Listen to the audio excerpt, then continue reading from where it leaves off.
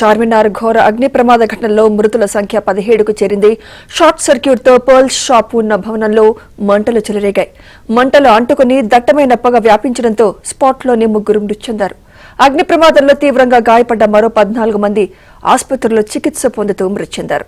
మృతుల్లో 5 మహిళలు, 8 మంది చిన్నారులు ఉన్నారు.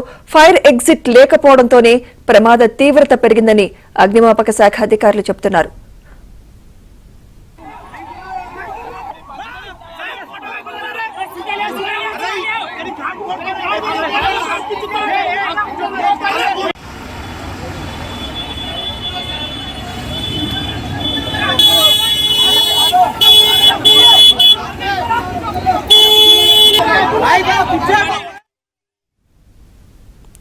ఉస్మానియా మార్చురీ దగ్గర నుంచి మరింత సమాచారం మా ప్రతినిధి మణికంఠ అందిస్తారు. మణికంఠ,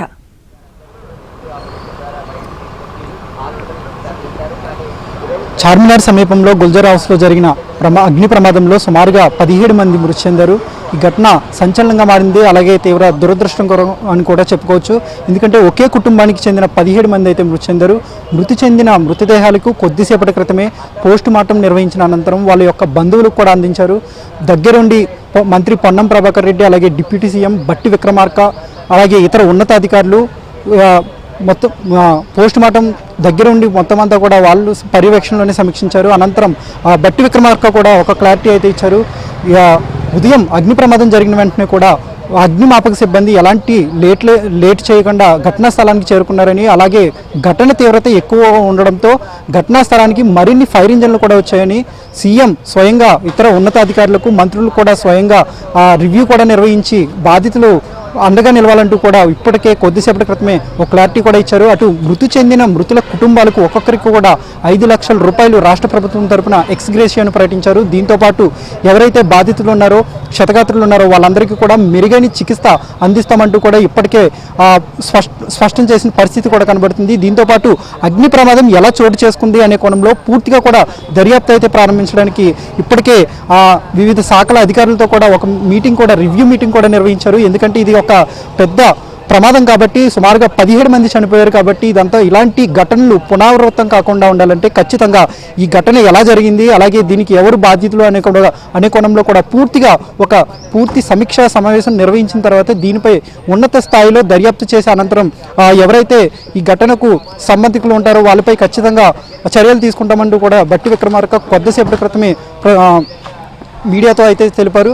దీంతోపాటు ఇప్పుడు ప్రస్తుతం ఎవరైతే మృతి చెందారో వాళ్ళలో కూడా ఎక్కువ మంది చిన్నారులు కూడా ఉన్నారు, అలాగే పెద్దవాళ్ళు కూడా ఉన్నారు. వీళ్ళంతా బెంగాల్కి చెందిన వాసులు. ఇక్కడే హైదరాబాద్లో నివాసంలో ఉంటూ చిన్న చిన్న వ్యాపారాలు చేసుకుంటూ వాళ్ళైతే గడుపుతూ ఉన్నారు. అయితే పిల్లలకు సెలవులు కావడంతో అందరూ కూడా హైదరాబాద్కి చేరుకున్నారు. ఇక్కడ అందరూ కూడా హైదరాబాద్లో టూరిస్ట్ ప్లేసులు చూద్దాము అనే ఉద్దేశంతో హైదరాబాద్కు అయితే వేసవి సెలవుల సందర్భంగా ఇక్కడికి చేరుకుని వాళ్ళంతా నిద్రించడం, ఆపై షాప్లో షార్ట్ సర్క్యూట్ ఏర్పడడం, బయటకు వచ్చే క్రమంలో కూడా ఎంట్రీ ఎగ్జిట్ పాయింట్ ఒక్కటే ఉండడం వల్ల వాళ్ళు ప్రాణాలు అయితే కోల్పోయారని చెప్పుకోవచ్చు. ఎలాంటి ప్రికాషన్స్ లేవు అని చెప్పుకోవచ్చు. ఎందుకంటే ఆ బిల్డింగ్లో ఫైర్ సేఫ్టీకి సంబంధించిన నియమ నిబంధనలు ఎలాంటివి కూడా లేవని ఇప్పటికే అధికారులు కూడా, ఫైర్ సేఫ్టీ అధికారులు కూడా ఇప్పటికే తెలిపారు. అటు ఫైర్ డిఎఫ్ఓ అధికారి తీవ్ర అస్వస్థతకు కూడా గురయ్యారు. ప్రస్తుతం ఆయనకు కూడా చికిత్స అందిస్తుంది.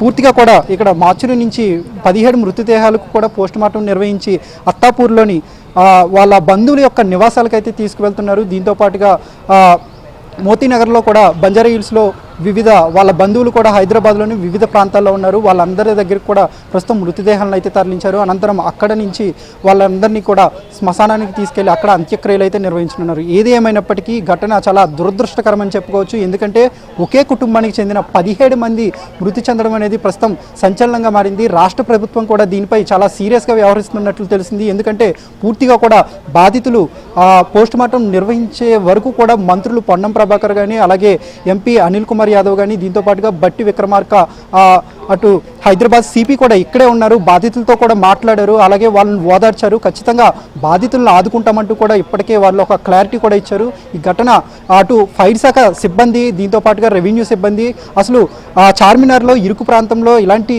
షాపులు ఎన్నో ఉన్నాయి, ఇరుకు మార్గాల్లో కూడా నివాస ప్రాంతాలు ఉన్నాయి, వాటన్నిటికీ కూడా ఫైర్ నిబంధనలు అయితే లేవని చెప్పుకోవచ్చు. దీనిపై కూడా ఒక రివ్యూ కూడా నిర్వహించబోతున్నారు, సమీక్ష సమావేశం నిర్వహిస్తారు. ఆ సమీక్షా సమావేశంలో పూర్తిగా ఎందుకు ఇలాంటి తరచుగా అగ్ని ప్రమాదాలు చోటు చేసుకుంటున్నాయి, అలాగే షాపులకు ఎలాంటి అనుమతులు తీసుకుంటున్నారు, ఈ నివాస ప్రాంతాల్లో రెసిడెన్షియల్ భవనాల్లో పూర్తిగా కూడా వాళ్ళు గోదాములుగా వాడుకుంటున్నారు, ఇలా వరుసగా ఇలాంటి ఘటనలు జరగడంతో పూర్తిగా కూడా దీనిపై సమీక్ష నిర్వహించిన అనంతరం పూర్తిగా కూడా ప్రజలకైతే అవేర్నెస్ కూడా తీసుకొచ్చేందుకు అయితే పూర్తిగా కూడా అధికారులు అయితే ఇప్పటికే ఏర్పాట్లు చేస్తున్నారు. అటు మరోవైపు క్షతగాత్రులు ఎవరైతే మృతి చెందారో వాళ్ళంతా కూడా బాధిత కుటుంబాలంతా కూడా దుఃఖ సముద్రంలో మునిగిపోయని చెప్పుకోవచ్చు. ఒక్కొక్కరు కూడా వాళ్ళు తేరుకుని 17 మంది చనిపోయిన తర్వాత వాళ్ళ మృతదేహాలను ఉస్మానియా హాస్పిటల్ తీసుకొచ్చారు. అక్కడ పంచనామా నిర్వహించే సమయంలో ఒక్కొక్కరు కూడా వాళ్ళ బంధువులు ఈ విషయం తెలవగానే ఒక్కొక్కరు కూడా వాళ్ళు హాస్పిటల్కి చేరుకున్నారు. ప్రతి ఒక్కరు కూడా షాక్ గురయ్యారని చెప్పుకోవచ్చు. ఎవరు కూడా ఏం మాట్లాడలేని స్థితిలో ఉన్నారు పూర్తిగా కూడా. ఎందుకంటే క్షణాల్లో జరిగిన ఈ ఘోర ప్రమాదంలో తమ బంధువులు పూర్తిగా కూడా మృతి చెందడం అనేది వాళ్ళకి షాక్ అని చెప్పుకోవచ్చు.